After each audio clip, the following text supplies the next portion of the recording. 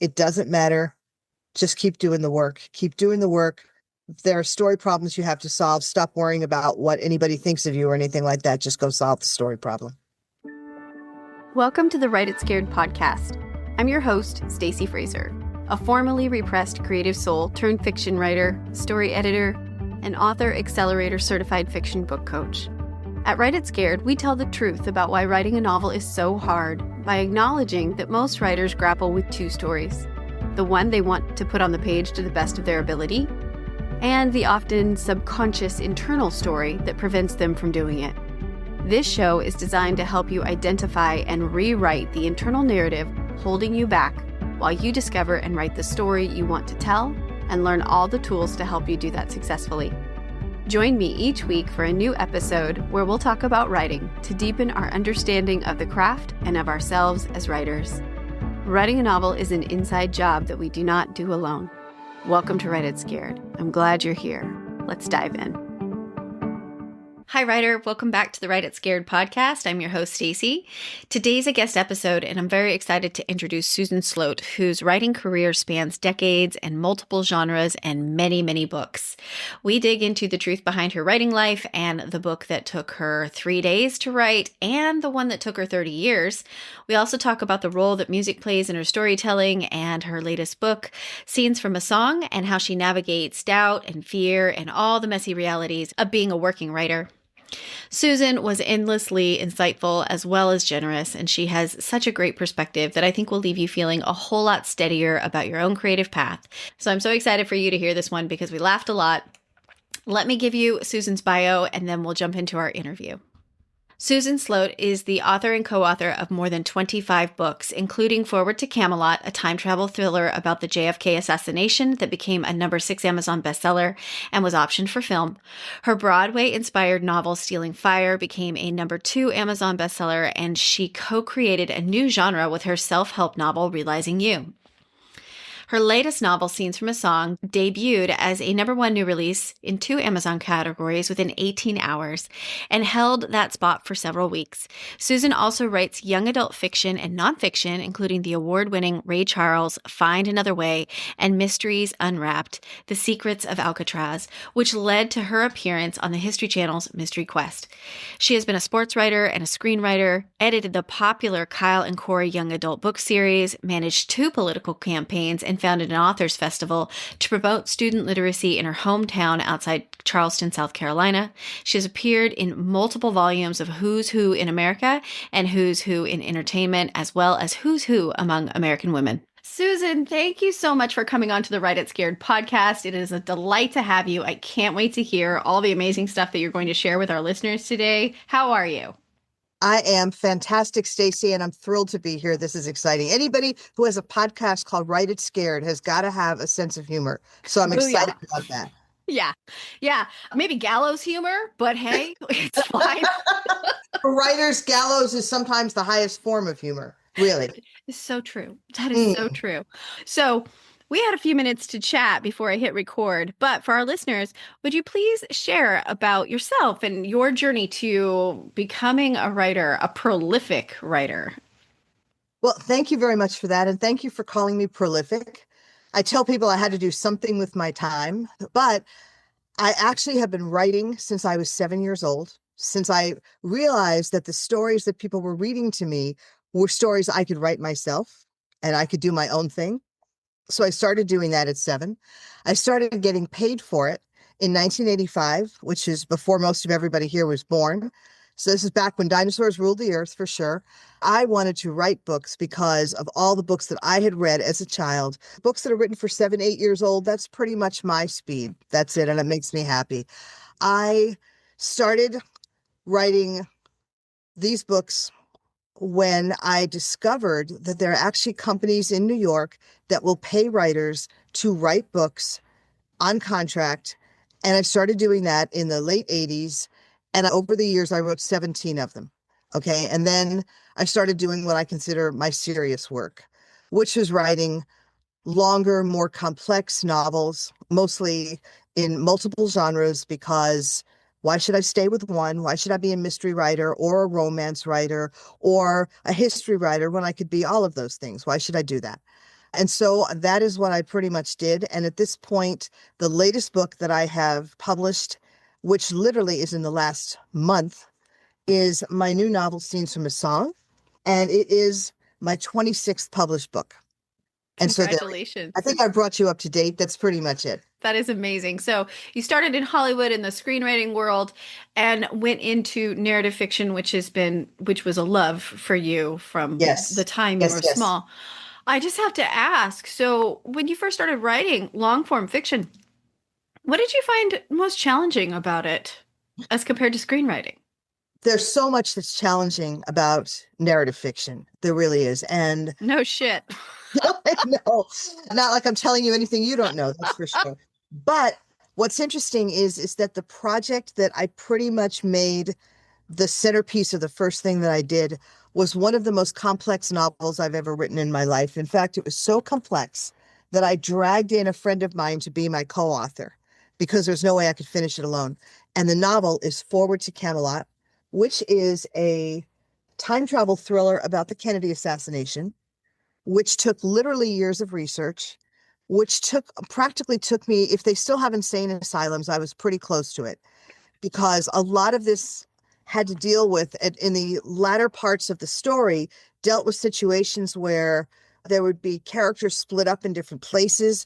There was a schedule that was going on. There was time stuff that was happening. It all had to happen at a certain time, and it all had to fit together like a jigsaw puzzle. And it was Hmm. crazy. So that was the challenging thing, was getting everything to fit together the way I envisioned it And to that fit. was your first long That form was my fiction first project. major long form novel. I mean, I had Wow. done others before, I had published others before, but this was the one that kind of started the journey for me going off on my own with my own projects, my own series, my own whatever.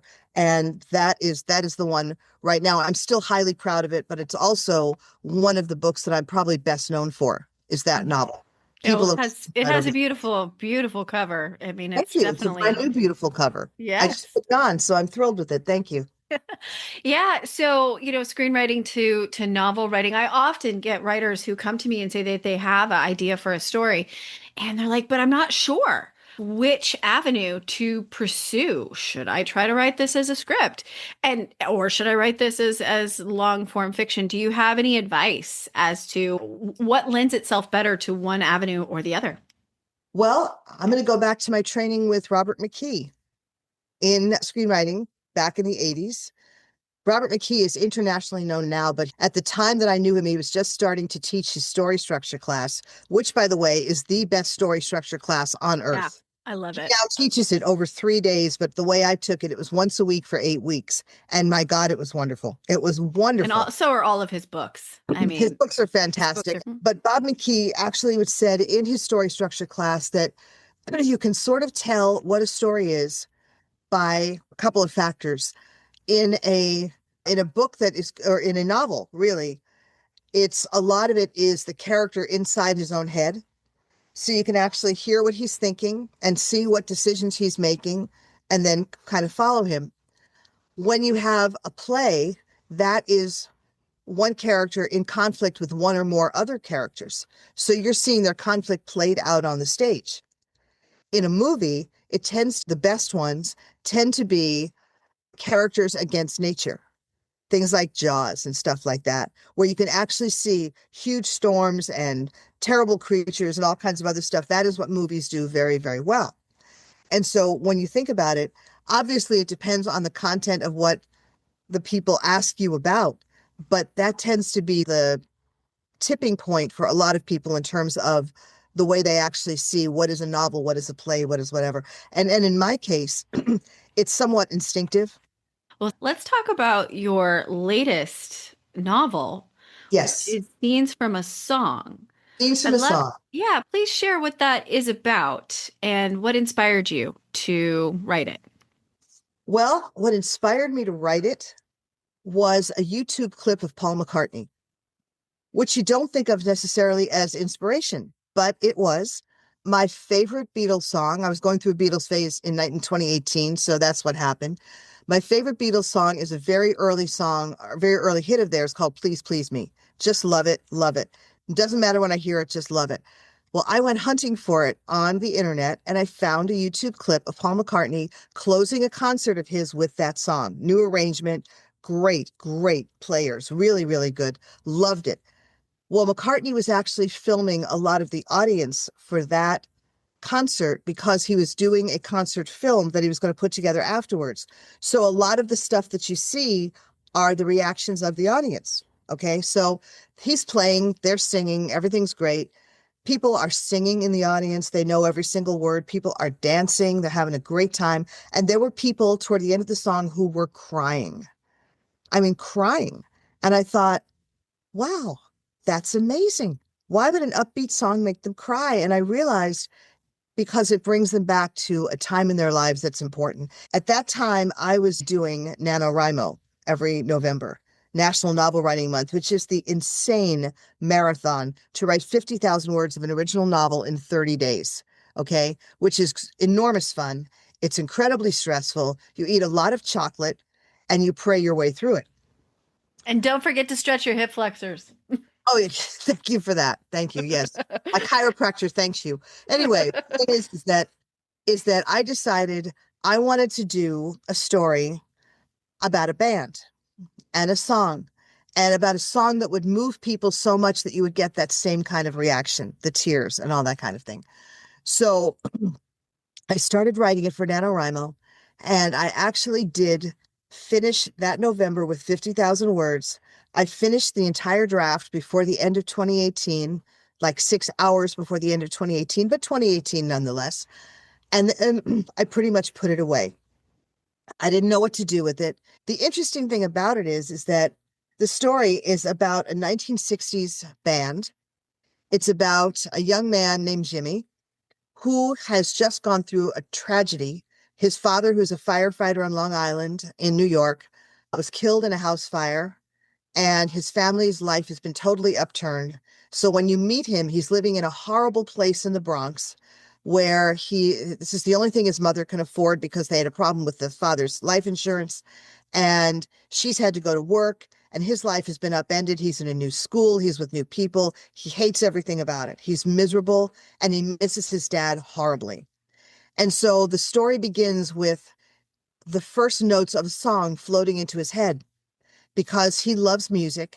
And he and his dad would play music together and talk about it. And his dad would teach him stuff. And so he learned to play the guitar. And he knows that he's got another song that's going to be finished pretty soon. And the song that he's writing now is pretty much about all the aspects of his life that he misses from living in Long Island, all the things that were wonderful about that. And so what happens is that he finishes this song and he introduces it to a guy that he meets who has his own band, 3 guys. And eventually they invite him to join the band. And the band becomes one of the greatest successes in rock musical history. Okay. I mean, think the Beatles if you want to, because there certainly was an element of that for sure. But the song itself becomes one of the most important parts of their repertoire. And it becomes one of the most important hits they ever have. And when the time comes that the band ends up not being together anymore, that song just lives on and on and on. And people who love the song find it in life-changing moments, and it gives them comfort the way it gave Jimmy comfort. And so I tell people this is the first book I've ever written in my life that's actually where the hero is an inanimate object. It's the song. It's not anybody in the thing, it's the song, because at every important moment in the story, in the narrative, the song shows up, which to me that's the hero. That's who it is. And so it's more than anything, it's the story of a very special song and a very special band. And yes, a lot of people that have read it have already told me they didn't want to, but yes, they cried. Aww. So I'm happy about that. I hope people will enjoy it. When did you publish it? Published it. We did a soft launch of the ebook on Amazon in August. And that was about a month and a half ago. And in the first 18 hours it had launched, it went to #1 new release in 2 different categories. Wow. It's thrilling. I'm having a great time talking about it. I really, That's really amazing. Yeah. Well, it sounds like you captured the feeling that you wanted to embody when you saw that clip of Paul McCartney. And the images of the audience crying when he was singing that song and the vibe that brought to each of them. That's pretty cool. So I would love to talk a little bit about your writing process because you have written and written and written and you have lots and lots of books and they are across multiple genres, right? Yes, true. So NaNoWriMo kind of aside because that is not we don't have that anymore and No, that's true. it is kind of sad, right? It is. It was great while it was here and then it had problems and I miss aspects of it. But anyway, so what is your process like when you have an idea and you decide to take that idea farther into a novel? What's it look like and how long does it take you? I'm going to answer the last one first, if you don't mind. How long does it take you? You're going to talk about the time you wrote a book in 3 days, aren't you? Don't do that. Just kidding. Did I mention the time that I wrote a book in 30 years? Should I mention that as well? Oh, yes, you should. Okay. You should. Tell me all about it. Yes, definitely. I did write a book in 3 days. I know you did. And I I'm did like, write what? a book in 30 years, and I will tell both stories. But for me, what the process, the beginning process where you get that first idea, that's some of the most fun you ever have in writing. And and I'm not the only one, I'm sure, who feels that way, right? That's like the romance stage, like the falling in First love. dates, yes. It is Yes. the most wonderful. Oh, and I could do this. And wait a minute, maybe that, and that goes with that, It's interesting. I literally just downloaded a game on my phone, which allows you to like play a jigsaw puzzle. And when you've got a piece that snaps into place, it automatically just becomes part of the whole that you're doing and it never moves. And I'm realizing that with writing a book, it's a lot like that. You start with a piece and then you go, oh, wait a minute, this could also fit, bang, and it fits together. And you just leave it alone. And then you go on to something else. And you keep going until you hit that first moment where it's like, I don't know where this fits. Oh, I don't know where this fits. And you just kind of sit with it. I will tell you that I probably have some of the worst procrastination habits any writer's ever had ever, which explains why I had to write a book in 3 days. So let me talk about that for a bit, and then I will get to the 30 years because I promise you there is a story involved with that as well.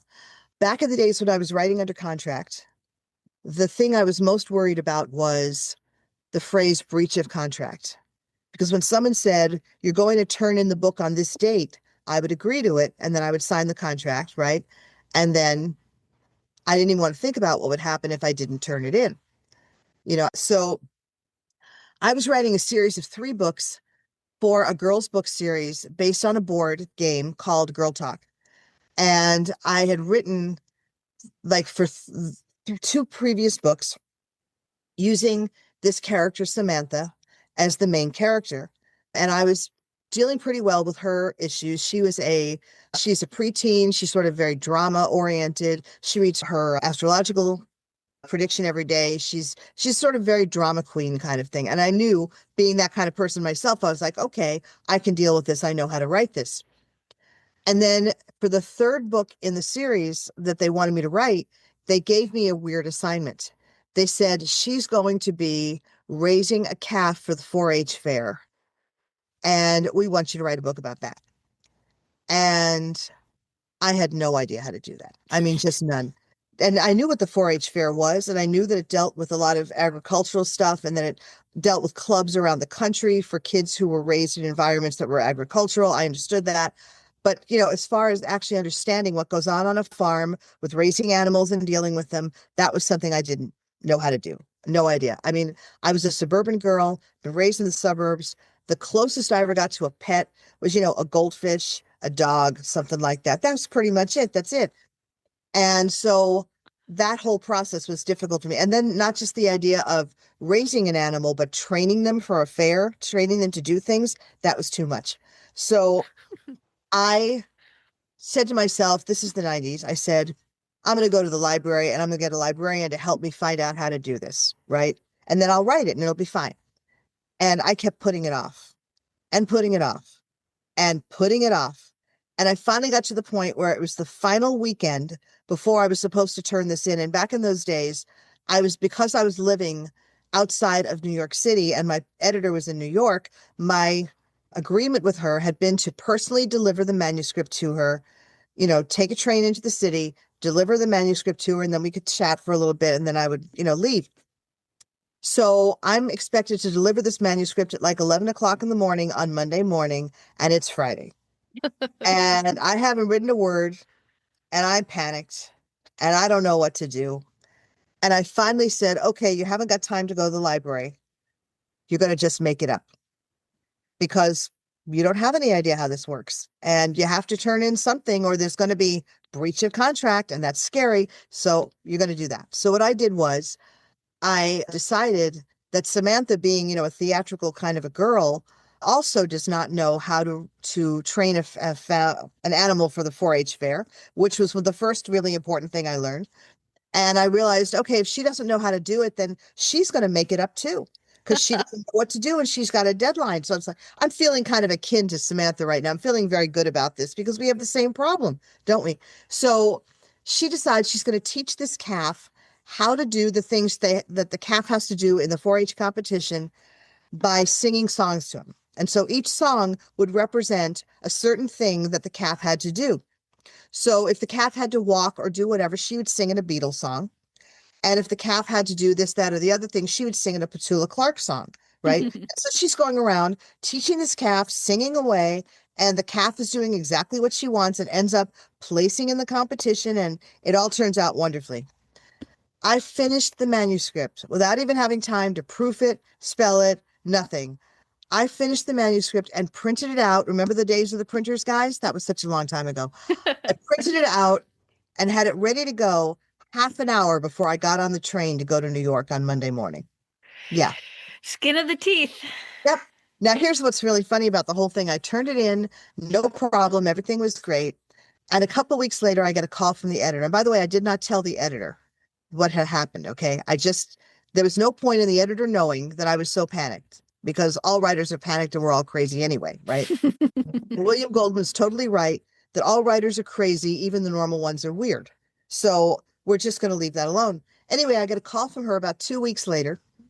Is that something you haven't heard before? No, but it tickled me. That's true. All writers are crazy, even the normal ones are weird. It's from William Goldman's Adventures in the Screen Trade, and I've never forgotten it. Anyway, 2 weeks later, I get a call from the editor, and she says, I just want you to know something. We really, really enjoyed the other 2 books that you wrote. But at the highest levels of Western Publishing, which is the publishing house for this book, they adored this book. They thought this was wonderful and funny and great. We're thrilled with what you did, and thank you so much. Wow. I never told her. I mean, I don't know what the point would have been. It's like it all worked out and that was fine and no point. Now, I'm just hearing this thread through all of the work that you have shared, is that there is this level of write what you know and all the different shades that are in that. I mean, it's you pull in the music and you pull in your own experience, your own emotional intelligence, right? You say you're a person with feelings like right on the edge of your sleeve. You cry at everything. I am very, very similar. But you use your strengths to your advantage, and you happen to really, what's the right way to phrase it? Well, you met a situation where you were uncertain, and then that led to kind of a ticking time bomb situation, which forced you to lean on those strengths in a really smart way. And that led to a great outcome for you and your book. That's pretty cool. I can't tell you how much I appreciate your saying that, because someone said something to me yesterday that was very interesting that had never occurred to me. And that was that there's sort of like two dual sides to me. One side is the writing, one side is the music. I did not understand until he said this yesterday that that was so much a part of everything I did, and that it was always part of everything. And that actually leads to the next story, the 30 years, right? Okay. Back in the early 1980s, again, back before you were all born, kids, back in the days of the dinosaurs, I fell in love with a guy who was much older than me. And it was a relationship I didn't really understand. So much I didn't understand what was going on at the time, but I was deeply in love. It was a very big deal. And I did what I always did when I didn't understand a situation. I started writing about it. Okay. And so I started writing and I didn't even know what I was writing. I didn't know if I was writing a story. I didn't know if I was writing a novel. And of course, at that time, I had not completed a novel. So writing a novel was just the scariest thing of all. But I just sat down at the typewriter. Yes, at the typewriter, guys. My little IBM Selectric. Don't anybody laugh about that. And I started writing one night.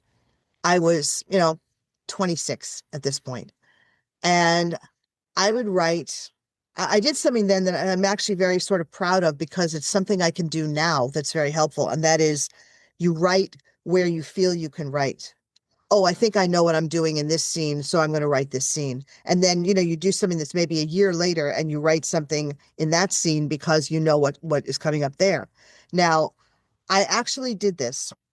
And what's funny is some years later, I had a very, very close friend, a writer also, one of the most brilliant writers I've ever known. And she was a natural writer, one of those people who had never had a class, never had much education, but she wrote stories that were so marvelous. She was a published author. She'd won the Edgar Award for Best Children's Mystery of the Year. She was brilliant. Okay. And I loved her. And I showed her the pages of this thing that I didn't even know what it was. And she said to me, I love this. I absolutely love this. And you've got to finish this. You've got to. It's great. Anyway, I put it aside. I picked it up. I did a little more. I picked it up. I put it aside. I kept, my friend in the back of her mind constantly bugging me about it, bugging me about it. You got to finish it. You got to finish it. And then I changed computers. I'd gone from typewriter, hello, to computer. I had typed in all the pages that I actually had. And then so I had a record of all of that stuff. And then in around 2000, I can't remember what, 2002 or something, I changed computers and we were taking stuff off the old computer. And I discovered that I had 275 pages of manuscript and I didn't know what to do with it. But I thought, you know what? This is too much to let go of. So 2013 comes along. I had a friend who was running a small press in North Carolina, and she wanted to publish this book. And so she published it. It became a hot new release on Amazon for 90 full days. It was a #2 Amazon bestseller and won some awards. And the interesting thing about it is that from the time I started writing it to the time it was published was a full 30 years. Wow. Seems Wow. like a really long time now, but I'll tell you, when people ask me about it, I'm like, look, I don't have another 30 years to give a book. So it's like, it better get finished pretty soon. So So 26 plus 30 years. plus 36. So yeah, yeah. Wow. And time has gone by since then too. So think about that. But yes, 30 years is a long time. And the nice thing about all of it is that at the very, very end of the process, just before I finished the book, I happened to read something that was written by the guy I'd fallen in love with. It's because he was an author too, by the way. Very, very good one. He'd been a best-selling author. And toward the end of his life, he was doing a lot of self-publishing, and he wrote something that I read, which gave me an incredible indication of what kind of a life he had led and what kind of demons he was carrying around with him that I did not understand at that time when I was with him, that I did not understand even when I broke up with him, but that explained everything in the world about why we were together and what had actually happened and all this other kind of thing. It was really a revelation. It Wow. really was. And I needed to see that piece before I could write the rest of the story explaining who he was Hmm. because, I was writing from his point of view and from my point of view at the same time. The title of the novel is Stealing Fire. Amazing. So 3 days for one and 30 30 years years for for another. I know. another. So the Hilarious. so the answer is, one of my father's favorite sayings is nothing's for sure and it all depends. And the only thing consistent is change, right? So I think it just all Amen. depends. But I can't imagine having a story with me for 30 years and, nurturing it along the way for it to come to fruition when the time was right. And sometimes I think it's just a good lesson for me to think about, I tend to think I have all the timing in my hand, that I can control so many things. And the Let's reality beat is that. I cannot. And, I'm working on my own story right now, and I'm like I'm very linear. I'm like track, gonna get to wherever it's gonna go to the end. But there is something to be said for allowance. Even if it's subconscious, right? There is something to be said for allowance. And I think that's part of the beauty of story, the magic of what it is that writers do is that they take an experience that they've been holding in their heart and they place it on the page and give it shape and meaning. And then other people get to experience it too, just like the beauty of the scenes from a song, right? Just like the full circle beauty of the musical that you get to be involved in. So I think it's really cool and it's really relevant and a great lesson. Okay, what I definitely wanted to ask you about is in our email exchange, you had mentioned that a writer's emotional state can really help or hinder their writing process. And could you share what you meant by that and maybe give an example of how your emotions have either helped or hindered during the process and what the result was? Well, let's go back to the 3-day novel. That's My such a good emotional state, example. yeah, my emotional state was paralyzed. I couldn't move. And I remember a writer friend of mine years and years ago who said to me something I never forgot. She said, whenever I get a new writing assignment, I do what every writer does. I go to my desk, I sit down, and I panic. I thought, okay, this is obviously part of the process. It's not really an issue.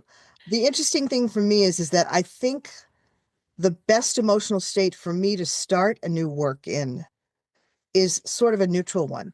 Because when you get those first ideas, you never really know where they're coming from or when they're going to come. And so when they come, you tend to be in sort of a neutral state anyway.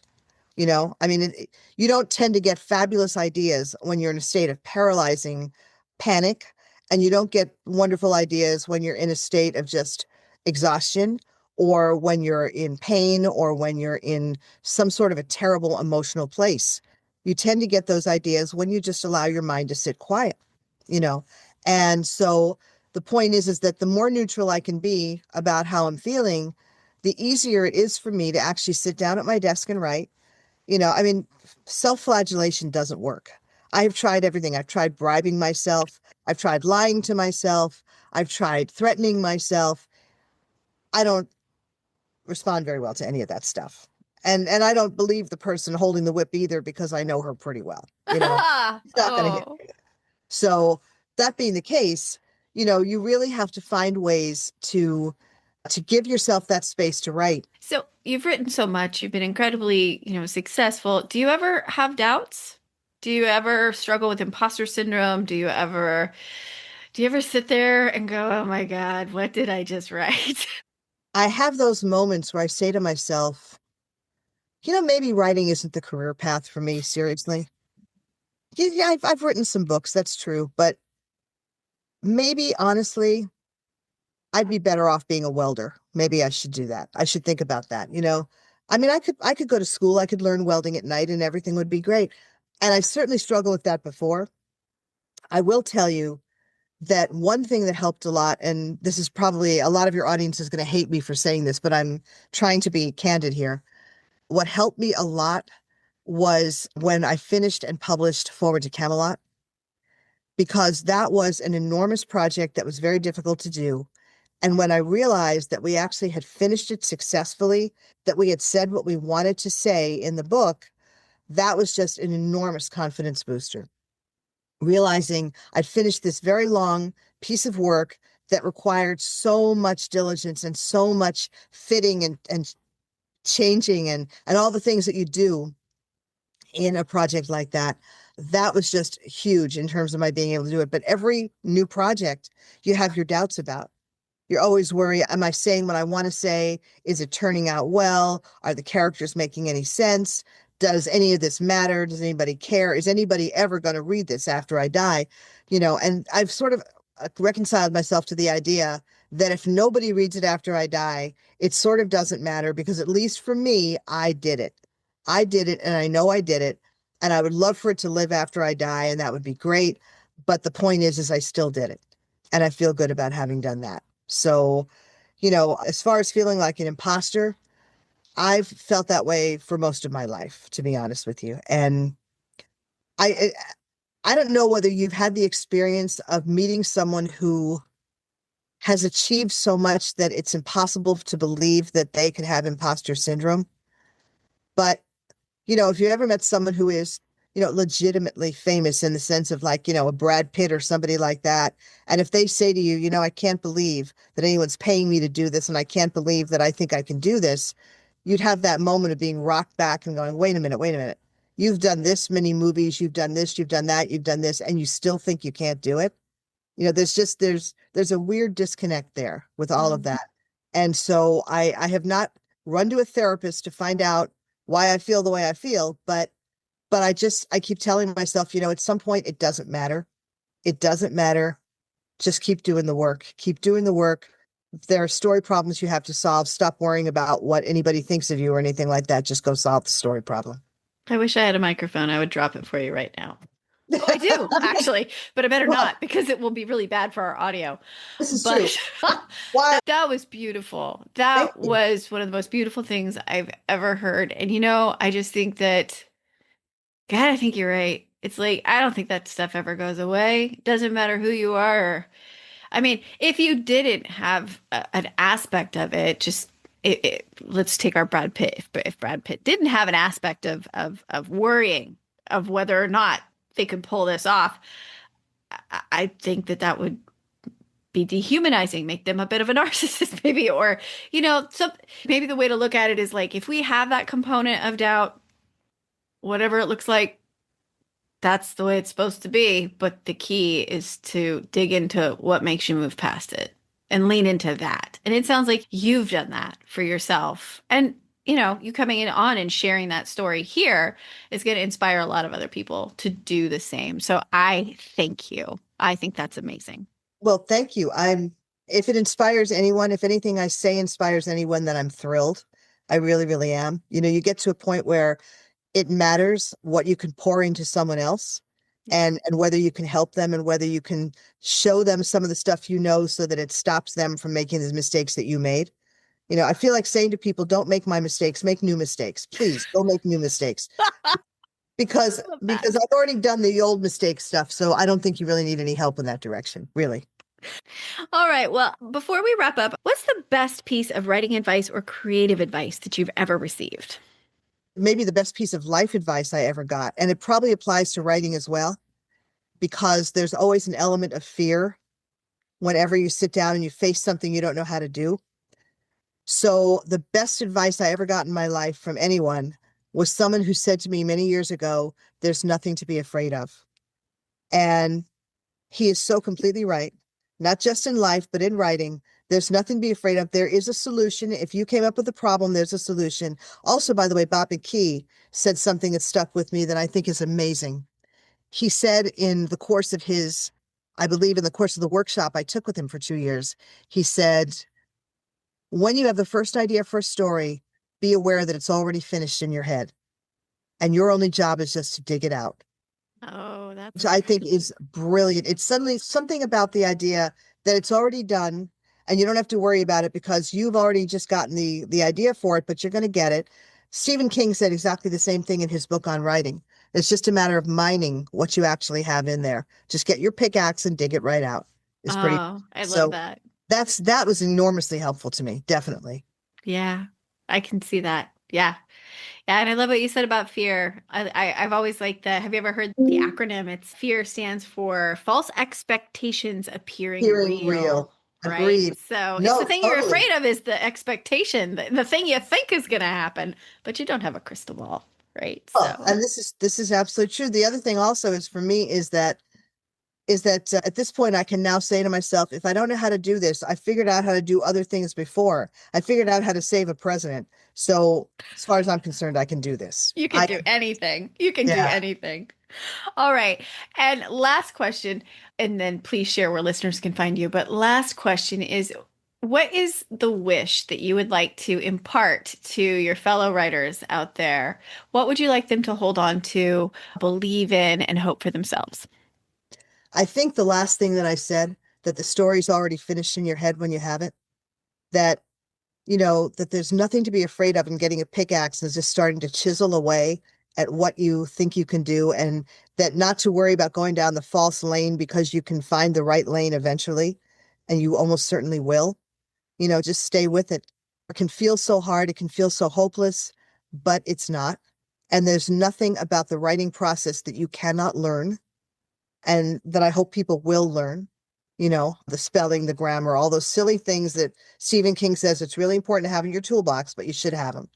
Are all of us going to be Stephen King? Probably not. But if there's a story in your head that will not go away, it's a story that's worth telling. Don't let it die in darkness. Just pick up that pickaxe and start chiseling away. Thank you so much, Susan. You're such a delight. Where can listeners find you and your books?